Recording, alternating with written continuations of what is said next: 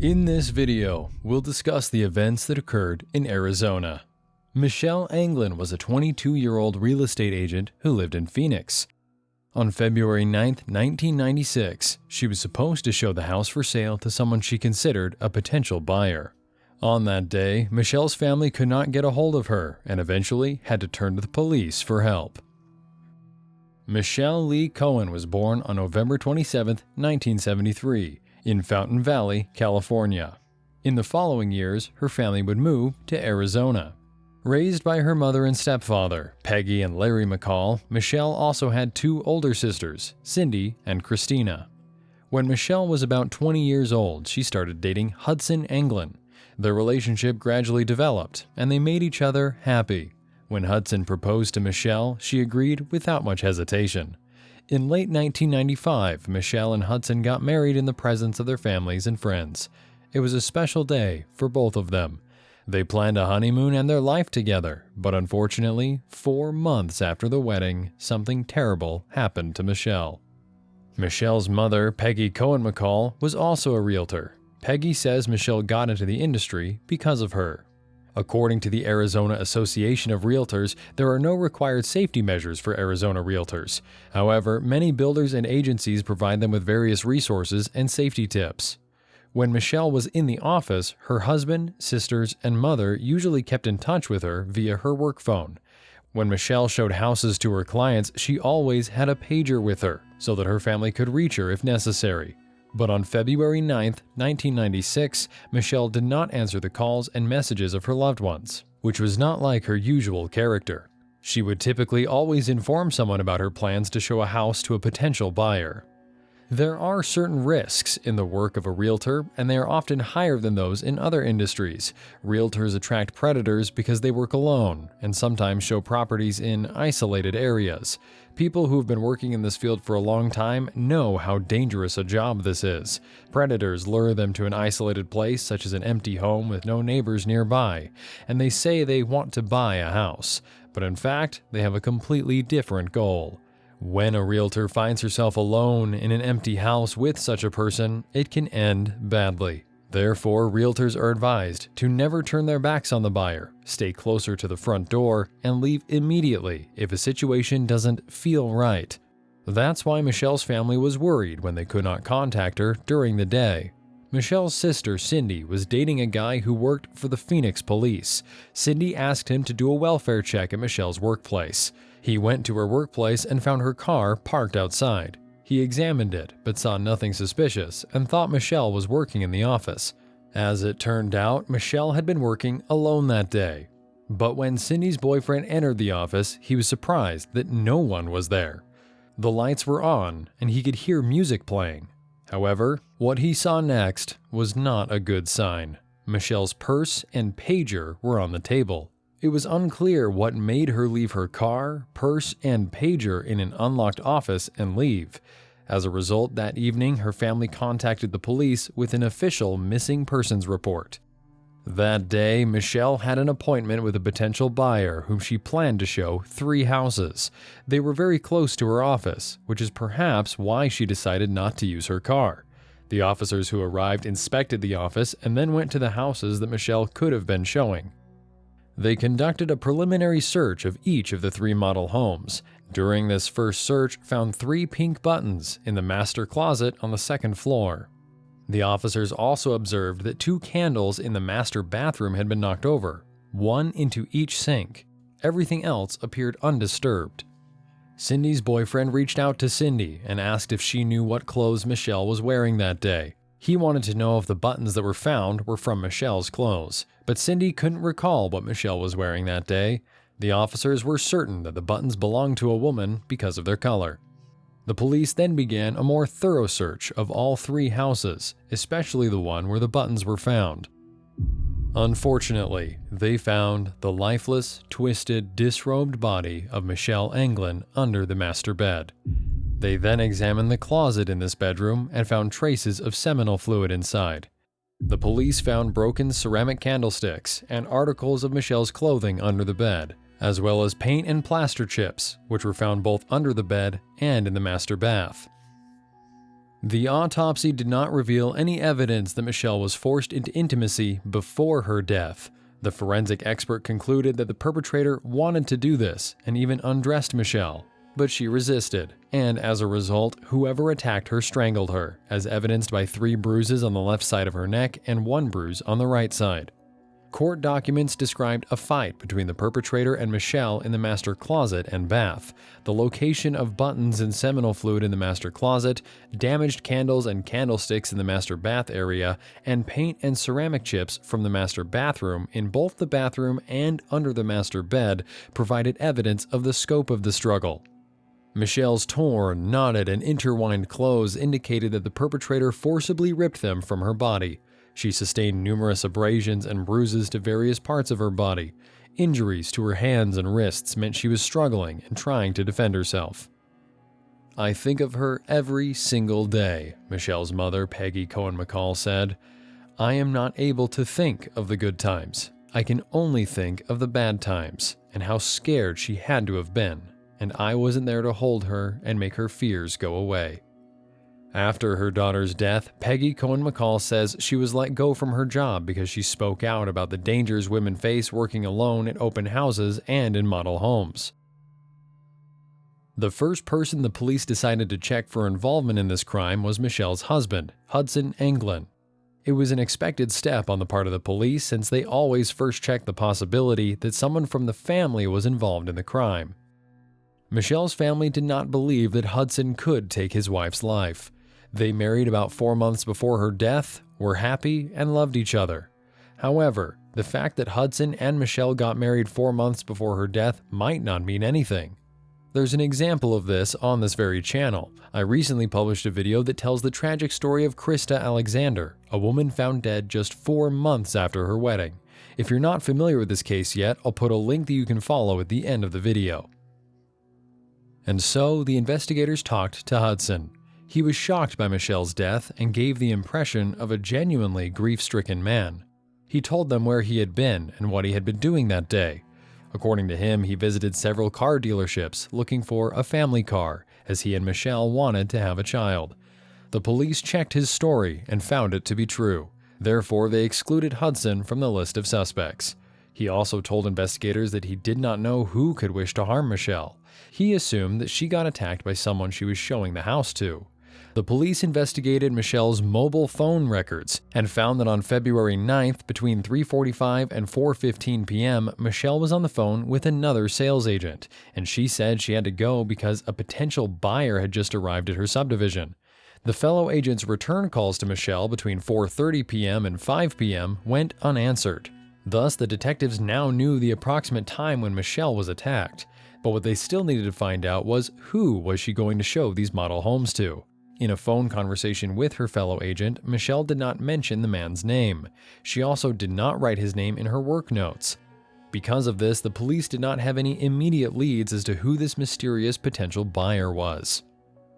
The police started looking for possible witnesses, interviewing people living in the area where the attack on Michelle took place. A person who lived in the neighborhood and just so happened to come home from work between 4 and 4:15 p.m. on that fateful February 9th remembered seeing a white man coming down the steps of one of the 3 houses for sale and noticed a black, full-sized, older model Chevrolet pickup truck with California license plates in the parking lot of the house. Prospective buyers who visited the subdivision that day between 4 and 4:30 recalled seeing a man walking from the direction of the second and third model homes and noticed that candlesticks in the third model's master bath had been knocked over into the sinks. The police appealed to the public through the media to provide any information that may be relevant to this case. They described what happened to Michelle Anglin and hoped that they would get some clues. And thankfully, it worked.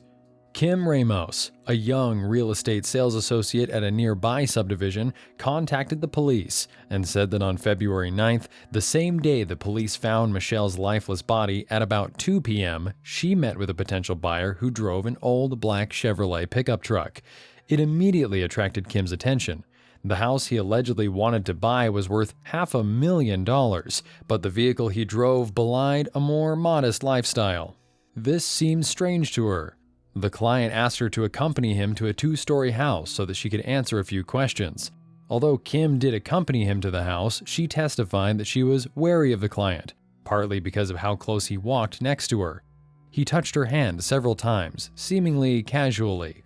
She also stated that she did not spend any appreciable time with him in the house before returning to the sales office, and believed that the client's questions about the tiled floor and the option of a fourth bedroom and den were stupid. But the most crucial thing in all of this was that Ms. Ramos asked the client to fill out a guest registration card, and he actually did it. This suspicious client listed his name as James Adams and provided his real home address and phone number. When police officers arrived at the address specified on the registration card, they saw an old black Chevrolet pickup truck with California license plates next to the house. 32-year-old James Van Adams, the pickup truck's owner, wasn't home. Police took pictures of the truck and showed them to Kim, who soon confirmed it was the same pickup truck of the strange client whom she had met a few hours before Michelle Anglin's death. When investigators checked into the biography of James Van Adams, they were quite surprised. He had married and had a child, but he and his wife were currently separated. Adams had previously been convicted in California for a crime he committed in 1990. Melissa Cunningham, a young, petite woman 5 feet 4 inches tall and weighing 102 pounds, was working alone as a sales agent in a new apartment complex when Adams asked her to accompany him to view the model homes that were still under construction. Adams told Melissa he was particularly interested in a 2-story model home with a master bedroom and a bathroom upstairs. Melissa spent a few minutes with Adams in the master bedroom and bathroom on the second floor. As they walked down the stairs, Melissa, who was in the lead, heard 2 thumps like footsteps, felt a shove, and then fell down to the floor below. Adams apologized, saying he had tripped on a nail. While they were both looking for said nail, Adams grabbed Melissa from behind, putting one hand around her neck and choking her, while twisting her head to the left with his other hand. He told her that he would break her neck if she started screaming. He then dragged her down the hallway into the kitchen, threw her on the floor, and began to tear off her clothes. Fortunately, Melissa managed to escape. She memorized the license plates of Adams' truck and contacted the police. Adams was soon arrested. He spent only 2 years in prison for this attack. It did not take investigators assigned to Michelle Anglin's death long to discover this previous failed attack from Adams. The detectives obtained a search and arrest warrant, returned to Adams' home, and took him in for questioning. He refused to talk, was very nervous, and had injuries on his face under his eye. As they knew that these injuries could have resulted from Michelle defending herself with the missing candlesticks, which were eventually found, they took samples of James's DNA, blood, and hair. Kim Ramos, the one who had met with him just a few hours before the discovery of Michelle's body, identified Adams and reported that when she showed him the house, there were no injuries, bruises, or scratches on his face. Adams tried to get out of this situation by saying that he had injured his face later while working on his pickup truck. Unfortunately for Adams, during the investigation it became known that he left work on February 9th around noon and did not return after calling in sick due to car troubles. Adams' employer and his colleague testified that the next time they saw him, he had a facial injury and a black eye that weren't there on February 8th or 9th. Now let's see what the court documents say about the analysis of Adams' DNA, blood, and hair samples. Let me remind you that the police had a sample of seminal fluid that they found on the carpet in the closet. So, the documents say, both the Phoenix Crime Laboratory and the Department of Public Safety Laboratory conducted DNA testing of the carpet sample. Although the initial results excluded Van Adams as the contributor, retesting the sample by the crime lab produced contradictory results, including him as a contributor. Additional testing performed by DPS verified the latter result. Although the police conducted extensive finger and footprinting of the model home, none of the prints found matched those of Adams. Charged with taking the life of Michelle Anglin, James Van Adams denied his involvement in the crime. His trial began on July 1, 1997. Prosecutors presented their evidence that Adams was responsible for Michelle's death. The prosecution's witness was Kim Ramos, who believed that she was lucky because before attacking Michelle, Adams intended to do the same to her. She also stated that she did not believe he intended to buy a house because of his clothing, the vehicle he drove, and the questions he asked about the flooring and fourth bedroom, which she characterized as stupid. The state also provided evidence regarding interactions between Adams and other sales agents several years earlier in California, several months earlier in Briarwood, and hours before the attack on Michelle Anglin. Susan Wright, an employee of Homes by Dave Brown, said she had several face-to-face meetings with Adams at the Briarwood subdivision and numerous phone conversations with him while at Briarwood and another subdivision to which she got transferred later. Her first meeting with Adams was on September or October 1995, when he asked her to show him a house for sale. Susan remembered that Adams was standing too close to her, and that although he indicated he had questions about the house, he did not ask her a single question when they arrived to view it. Upon the arrival of other potential buyers, they immediately left the house and returned to the office. Then, on November 5, 1995, Adams again visited her office and filled out the guest registration card as Jim Adams. According to Susan, Adams repeatedly visited her office and called her, each time asking her out on dates. Thus, it became clear that Adams had a repetitive plan of action. Michelle Anglin, Susan Wright, Kim Ramos, and Melissa Cunningham, whom he attacked in California in 1990, had similar external features. They also all worked alone. All of the incidents happened in the afternoon. In the cases of Melissa Cunningham and Kim Ramos, Adams requested that they accompany him upstairs in a two-story house. Evidence found near Michelle Anglin's body allowed the prosecutor to conclude that he had made the same request to her. Adams attacked Michelle Anglin and Melissa Cunningham by putting his right arm around their necks. In both cases, the attacker ripped off the victim's clothes and tried to satisfy himself. It meant that James Van Adams was preparing for a crime. He kept an eye on potential victims, choosing those who worked alone and could show him houses for sale without witnesses. Michelle's family was present at the trial, and this process became another challenge for them. The judge even had to remove Michelle's mother, Peggy Cohen McCall, from the courtroom because she couldn't contain her emotions and screamed at Adams. But Adams seemed to enjoy it. Seeing Michelle's family suffering, he periodically grinned. However, his mood changed when the jury found him guilty on all counts. On July 14, 1997, the court sentenced him to death. But don't hurry to end this video just yet. Something else happened in this case that may surprise you. Adams used all legal attempts to appeal the verdict. Even though he declared his innocence at the trial in 1997, after the court sentenced him to death, he argued in his appeal that the facts of the incident in California in 1990, when Melissa Cunningham managed to escape, confirmed that he did not plan to take the life of Michelle Anglin. Adams allegedly did not act intentionally. He argued that during the attack in California, he simply pinned his victim by the neck, trying to make intimate contact with her. His argument continued that considering the previous incident, the jury could conclude he did not intend to take Michelle Anglin's life. Adams concluded that although he could have known that Michelle would die of asphyxiation, he had not foreseen this outcome, and that is why the jury could conclude that he had committed a premeditated second-degree crime, not a first-degree deprivation of life. All attempts by James Van Adams to appeal the death sentence were unsuccessful.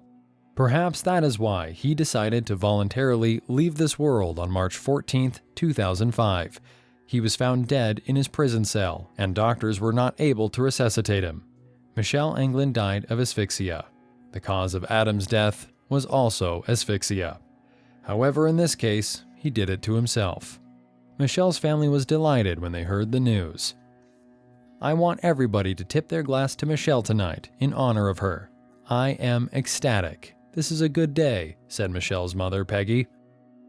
Michelle's husband, Hudson Anglin, died in 2002 at the age of 29. His death was not of a criminal nature. Share your opinion about this case in the comments, and thank you for watching this video to the end.